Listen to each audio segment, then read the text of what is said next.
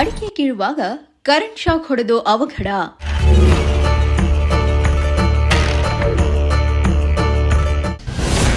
ವಿದ್ಯುತ್ ತಂತಿಗೆ ದೋಟಿ ತಗುಲಿ ಯುವಕ ಸ್ಥಳದಲ್ಲೇ ಸಾವು.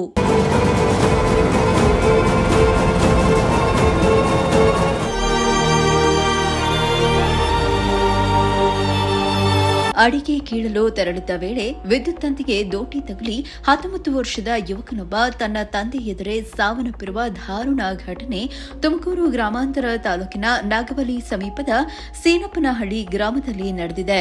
ಮೃತ ಯುವಕನನ್ನು ಹೆಬ್ಬೂರು ಸಮೀಪದ ಮುದಿಗೆರೆ ಪಾಳಿದ ಮನೋಜ್ ಎಂದು ಗುರುತಿಸಲಾಗಿದೆ.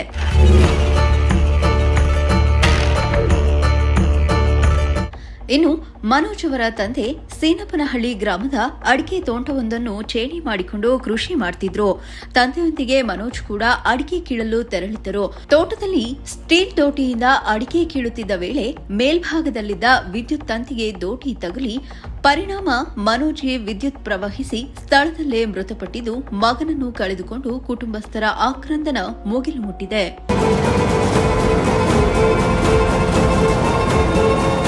ಇನ್ನು ವಿಷಯ ತಿಳಿಯುತ್ತಿದ್ದಂತೆ ಹೆಬ್ಬೂರು ಪೊಲೀಸರು ಸ್ಥಳಕ್ಕೆ ಭೇಟಿ ನೀಡಿ ಪರಿಶೀಲನೆ ನಡೆಸಿದ್ದು, ಬಳಿಕ ಮೃತದೇಹವನ್ನು ತುಮಕೂರು ಜಿಲ್ಲಾಸ್ಪತ್ರೆಯ ಶವಾಗಾರಕ್ಕೆ ರವಾನಿಸಿದ್ದಾರೆ.